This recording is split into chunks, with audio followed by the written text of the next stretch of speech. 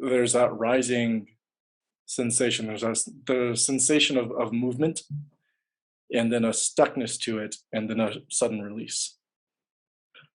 When I talk on like TikTok or whatever, a lot of people are going to experience this feeling before the tick happens. There's actually an official name for it. I forget what that name is. Um, but for me, I recognize there's like a feeling below that feeling, right? So it's like there's that sensation of, oh, I'm about to have a tick. But below that, there's that sensation that tells you the sensation of you're about to have a tick is coming. But that deeper sensation is more, I don't want to say permanent, but it's you can do more with it. Because when you already have the sensation like you're about to have a tick, it's almost like blinking or sneezing. For a lot of people, it is like blinking or sneezing until you figure out how to redirect it. Or some people suppress it, right? And then obviously there are some people who suppress it with consequences. I know somebody, the more she suppresses it, has more seizures. But yeah, for me, there's that, as far as the sensation of the tick itself goes, there's that rising or expanding and then like getting like a stuck feeling and then a sudden release. And it's almost like it's moving through a clogged artery or something and popping through. So you're getting kind of hypercharged and then need to discharge. Yeah, it's like, this might be really cheesy. It's like getting a sword stuck in a tree and then pulling, and then finally it lets go and you swing the sword really hard or something. Stabbing the people next to you. Yeah, with your Then teeth. you gotta stick it out from the body. It's a vicious circle. Yeah. When did you first realize that you had Tourette's? Oh man, that's a good question. So I first started getting medicated when I was 10. I was diagnosed at 10. After that, I started on meds. Wait, before then, did you feel something was different? It's really hard for me to go back then because of how blurred all the medications from made everything before that point. So I genuinely don't remember having a day where I was like, what is this? I remember being 11 and not being able to stop shaking my head and understanding it as a tick, right? And ending up with horrible migraines and stuff. But I don't remember a time, let's say when I was 8 or something, having tics and not knowing how to explain it or what they were. Why do you think that is? Because kids generally behave in ways that is not quite socialized to be as controlled, right? So, right. Little kids will move and twitch and do repetitive actions, and people don't really think much of it. Do you think that that's why around age 10, maybe people started to wonder, or what's your thought on that? Yeah, maybe. Also, things tend to get a lot worse at the beginning of puberty. So even if you didn't notice any symptoms before that, once you hit, 9, 10, 11, you're gonna know for the most part. Although more often now I'm seeing people getting diagnosed much later on. But yeah, at first I was always, especially by my neurologist, was always told, yeah, once you hit puberty, that's usually when you're going to see this. So the propensity is there, but then with the hormonal fluctuations, inflammation is going to be either suppressed or accelerated, which is going to have downstream effects on the neurological system, right? Which is where some of this is going to become expressed. Mm-hmm. What kind of symptoms or tics did you first experience? Some of my first tics are actually the same tics I have today. I just do a really good job of making them incredibly minimal. Can I ask how you do that? Because if you hadn't told me, I wouldn't know. I don't think a doctor would diagnose me today with Tourette's. Yeah. because I don't Because have you've done a the- lot of work on yeah. understanding your system. So yeah, what are your tics? I don't even know what they are. Yeah, so today I do some eye stuff. Mainly, it kind of looks like something's in my eye. Almost Uh-huh. looks like a slow, exaggerated wink. Uh-huh. Yeah. Um, the other one, there can be some like lip and teeth stuff, like almost like TS sounds kind of stuff. Mm-hmm. Of course, talking about it, they tend to make it worse. So right now, I'm actually feeling those tics in my face, Uh-huh. but through the qigong, I'm able to move them actually down my right now my arms. Okay. Yeah, they're still there. They still want to come up and come up. It's like it's coming from the dantian up and start Uh-huh. moving it down the arms. Excellent. Okay. And one Well, just I'm happened. sorry to bring it up in that case, No, no, no, but it's I am fine. Yeah. curious because, yeah, it is something that I know that you've struggled with and yet have come to understand your body to such a degree that um, that you are able to channel it, quite literally channel it in Mhm. ways that are reconnects the wiring, Right. perhaps not through the original neurological route, but maybe through gaseous neurotransmitters, you're able to reconnect and then complete the circuit in a way that is healthier for your body. Yeah. Yeah, absolutely. Other than getting in that positive feedback loop where it's going to happen and it's going to keep happening, and maybe it'll happen stronger over the minutes or hours or whatever, and Hmm. until I fall asleep. Yeah, Yeah. that's really amazing. How long did it take you to develop that ability? Still in progress. Still, sure, But still in progress, yeah. but So it started in my mid-teens. That's probably around hmm 14 or so when I started doing meditation. When I hmm first started kind of playing with the sensation of chi through my, not realizing what it was, obviously, hmm and then reading like different like Buddhist books or whatever, where they talk about the Tandan or whatever Dantian, hmm and pulling the focus there, and it was from that um, tangible sensation of the lower abdomen of the Tandan or Dantian, where I started noticing, um, more throughout my body, the sensation as it moved. But it was very, very slow at first. I mean, it's not like one of those things where you can, I'm gonna practice this for a week and then like, oh, cool, I got it. I mean, hmm it was one of those things where it took several years, and it really only started getting much better after I came off of my medications. I think the medications dulled a lot of that for me, hmm whether it was the antidepressants or whatever else I might have been on, you know. Um, and then also looking at the food in the same way. So you eat something and you recognize how it makes you feel internally, and then going from there. Which foods make you feel the best? Oh, which foods make me feel the best? As I feel I operate at my best in about 90% plant based Mm. and avoiding gluten. Honestly, for me personally, gluten just jacks me up. So about 90% plant based, avoiding gluten, getting a good variety in, making sure things are, not too crazy spicy, but I adding in spice here and there. Doing all that stuff just seems to, you know, it's eating clean, as they say.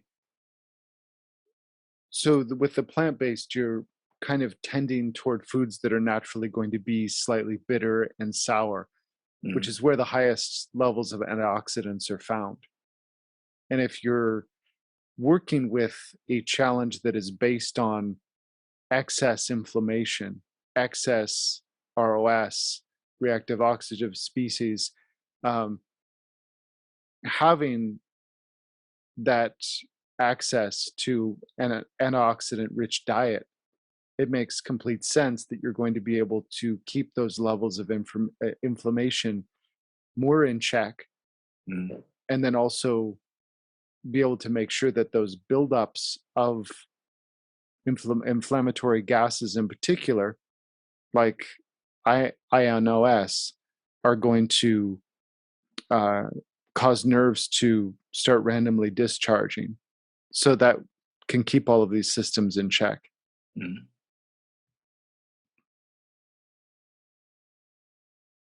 Yeah, absolutely. Now, what are different types of tics that people experience? I mean, we have Oh, like the stereotypical one of the kid in the parking lot yeah, who's, swearing at his mother seemingly, and, family members are just not batting an eye, and everybody else is like, oh my God. yeah, yeah. Um, yeah, so that's roughly, what is it, 15? This statistic might be outdated, but when I first heard it years ago, it was what, 15% of people with Tourette's have the is it coprolalia, the vocal tics, and then 15% of those, it's 50% of those are the actual swear words. So it's Mhm. really not super common to see a bunch of swear words, although I would second guess that now, but maybe that's just a bias that TikTok has or something. I tend to see a lot of that now online. Um, yeah, a lot of common tics, a lot of stuff with the face, a lot of stuff with the upper body. I've only heard of one instance where there was something with the leg or the foot. It seems that everything is, for the most part, that I've heard of, except that one instance, everything is more upper body. Face, lip, mouth is like stretching stuff, or really heavy, eye stuff, or moving the eyebrows, or shaking the head, or doing the shoulders, or doing some sort of jerky motion with the arm. All of these are things that I've had, except that one. I've seen that one though. I've had vocal tics as well. I've had a couple of different cussing ones. Um, and some vocal, even just vocalizations like is really, really, geez, now I feel like I gotta do it. But those are really I'll do it common. with you. I kind of like that one. Just do some buzzing pipe sounds, whatever. Hmm. Um, uh, yeah, all of those are super, super common. And I made a video a while back asking the few friends I have on TikTok, where they typically feel these sensations starting, because it's a pretty common phenomena for people with Tourette's to recognize their tics before they happen, but then not feel like they could really do anything about it. A lot of it is feeling like it starts in the chest or the abdomen, or in the neck, um, and really not anything below that. I didn't get anyone saying that it was anything below the abdomen. How does acupuncture affect it? If you feel something coming on, if you do acupuncture, does it help alleviate it or rewire it in a different direction? I personally haven't used acupuncture with my tics. Hmm. Um, my cousin, who also has Tourette's, I did a little interview with him a while back. I posted some of it on TikTok.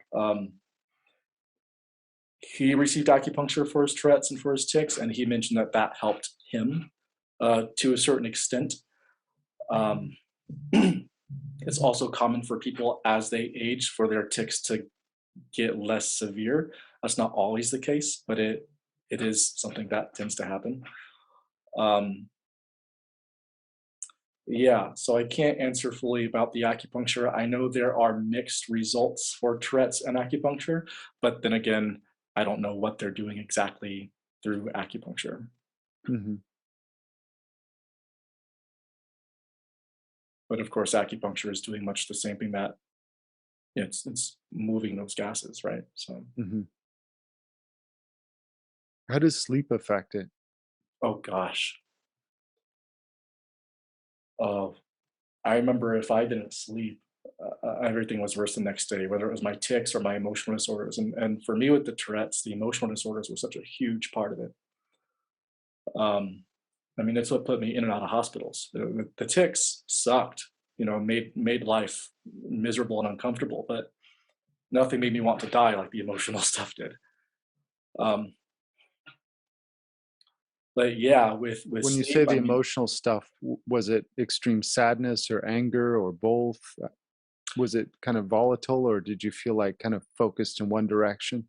so when I was a kid, probably 9, 10. This is probably actually why my parents took me to the neurologist in the first place. It was probably the rage attacks.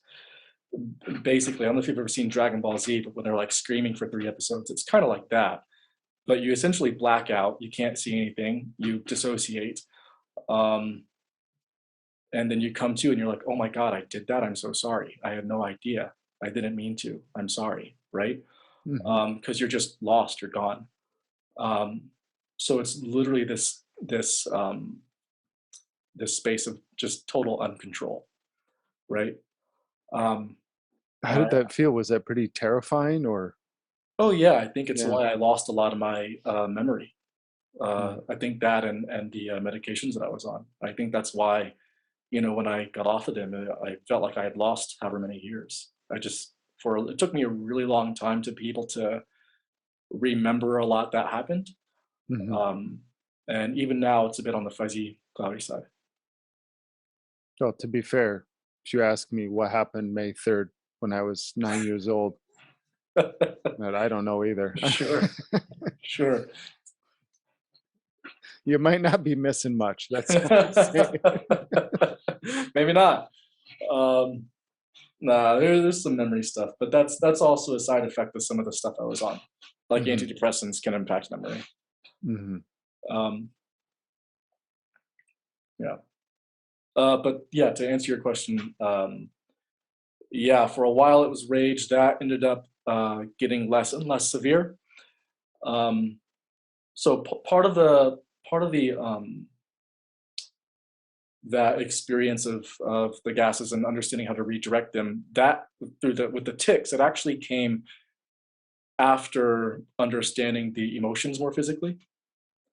So I would lock on to different feelings and label them as and recognize them emotionally first, um, so that I could work through all that different rage stuff and have that dial way down and get rid of that. Hmm. And then yeah, the depression was very prominent as well. That was kind of under everything. This is, you said just like processed or dealt with that, but you're dealing with rage and depression. These are very core limbic emotions that are difficult for anybody to deal with, especially if they're dialed up. You see, I think everybody's had an experience where themselves or a loved one has been maybe not sleeping so well or had something traumatic happen and they're just in uncontrollable rages or depression. It's it is quite difficult to shift that. Sometimes it's almost like trying to move your position by reaching down under the mud that you're standing on and lifting yourself up by it in order to move yourself. Obviously, it's much easier to do with other people than to try to do it yourself. Yeah. But where were you feeling these emotions in your body? Was it mainly the upper body? For me personally, when it came to something like depression or despair, it was mainly actually around my stomach. Hmm. Um, uh, a lot of it for me was in the abdomen, around the diaphragm, just below it. Some of it around the heart, but a lot of that stuff for me was around the abdomen. I remember, keeling over, just in a lot of very physical pain. So the emotions for me, yeah, I think I don't know why, but for whatever reason, it was to such an extreme that it was very physically painful. Asking a patient today 0 through 10, I'd probably put it up there close to a 7 or an 8 if I look back at it now. So it I seems very intimately, in a quite literal sense, intima of the enteric nervous system. That this is really where it was hitting. mm, I just find that interesting because there is the genetic argument, there's epigenetic argument for Tourette's, and then of course there's the gut brain axis that goes along with this as well. mhm. As you mentioned, diet and everything influencing this to such a degree. So the emotions you would feel physically embodied, uh, in the digestive system. When you were getting better or redirecting it or coming out of that, what changes would you feel inside that would let you know that you were shifting away from this? It's like the analogy that I always liked using. Mm-hmm. Um, it was like when you have air in a refrigerator, you have the cold air in the refrigerator. You open the refrigerator door and then close it, and now there's warm air in the refrigerator. Mm-hmm. You give it a while, the air turns cool again. It's not different air. It's not new air. It was cooled down. It's the same air. So for me, it wasn't like it wasn't like I'd taken something away and replaced it with something else. It felt like adjusting a dial and understanding how to do that, almost like I don't want to use the word manipulate, Mm-hmm. but if there was something before it came to a place where it was expressing outwardly and I couldn't do anything about it. Like, for instance, before the depression put me in bed for 3 days, right? Mm-hmm. Um, recognizing it there before it expressed that way, Mm-hmm. getting my hands on it, and then loving on it or shaping it to where it wasn't the hot air anymore. Now it's the cool air.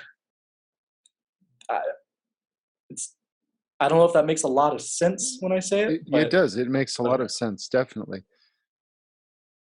What process did you go through in order to change that? Was there an internal process? Was there a meditative process? What was that like? deeply meditative. Mhm. Um, until uh, uh, essentially I found myself in a soft state of meditation 24/7, except when I Mm, was sleeping, of course. mhm, And if I ever forgot to have some level of focus on the dantian, I mhm. would lose it. So Did you also feel it in the yin tang area or mainly in the dantian? mainly in the dantian. Okay. Yeah, I feel more in the last year or so. I've noticed more in the chest and the forehead yin tang area, and Mhm, I feel like that's given me kind of a oomph in all the things that I want to do. mhm. Right? To help it to return down to the center. Mm, yeah. Or even expand and come back. Yeah. Mhm. Exactly. Amazing. And so over time, that's become a skill that you become better and better at. Yep.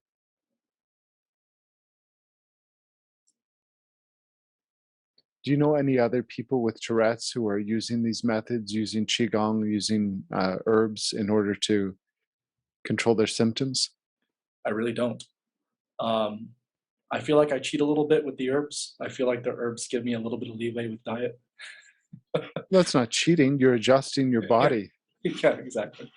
Um, yeah, no, I really don't. It's really actually I don't want to say depressing, but really not necessarily disappointing, but it's really almost defeating when I see people online saying, you're born with it, you have it for the rest of your life. There's nothing you can do about it. Hmm. So yeah, I really haven't seen anyone as of yet do something similar. I've seen people. There's one person I'm seeing saying, "Oh, I can redirect them." I'm like, "Oh, that's amazing," but Hmm. it's very temporary. It requires a great deal of focus, and it's kind of like in place of suppression, so it doesn't last that long. And it seems like a very temporary fix when he does it. I see. So people aren't applying what it is that you've learned to do and are continually learning, and improving on. And it sounds like the fact that that is out beyond their reach is something that is also affecting you emotionally because you're thinking, wow, this could be so beneficial to them, but they have these thoughts in place that are kind of blocking their ability to even see that there are other options. Yeah. Yeah. Absolutely. You know, I think part of this is just you know, when you're a kid, I don't know about girls, but most boys, when you're a kid, you think about what superpowers you want, Hmm. right? Or you see something really cool on TV, and you're like, oh, I can shoot energy blasts too, right?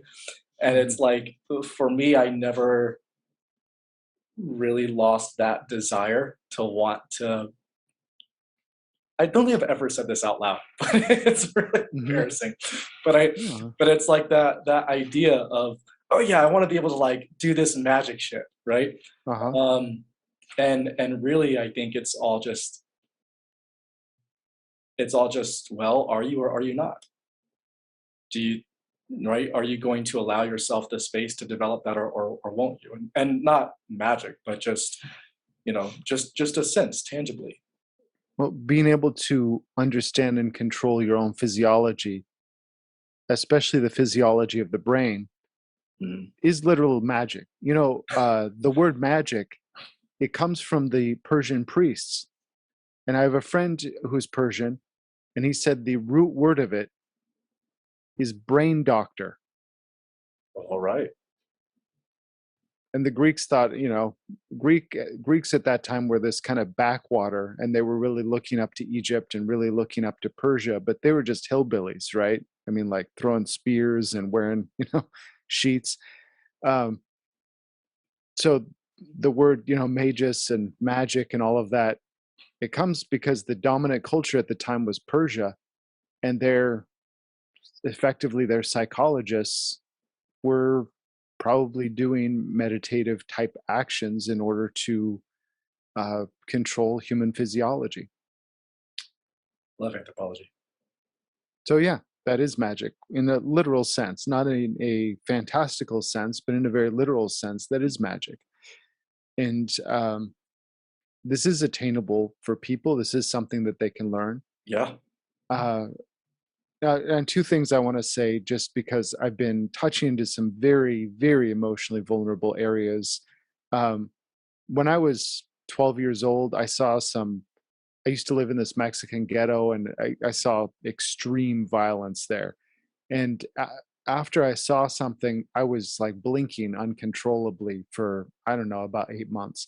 I'm not saying that's Tourette's or anything Sure. close. I'm just saying, um, because of, you know, that kind of indirect trauma, I at least know what it's like to try to control it and not be able to, Mhm.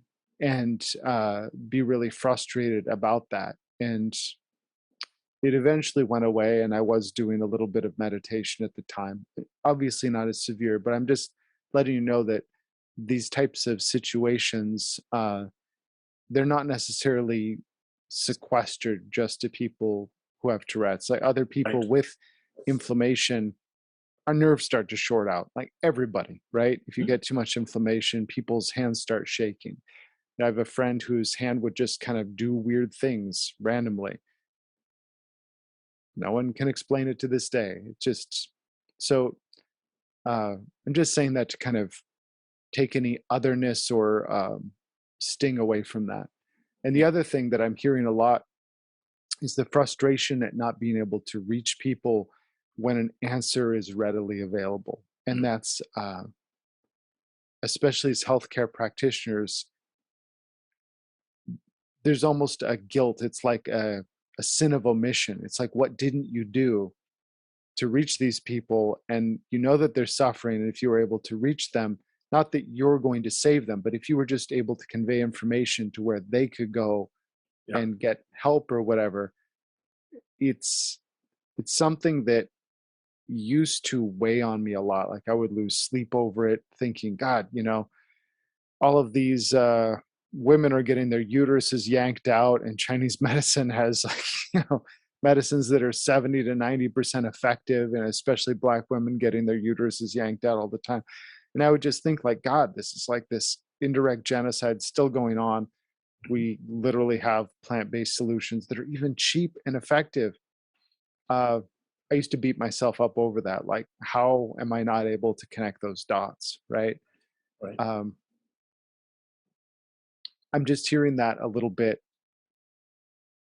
in your desire to help those people who have Tourette's and know that these options exist. I can just hear this kind of like frustration and almost despair. But there's also a degree that is on them. There's a degree that is chance, that is fate. And all we can do is put out what we can. And it's up to them to then take it or not. And if they do take it, to decide to share that or not. It's really all we can do is act within our nature, within the power that we have. Yeah. And the rest is outside of our control. Right.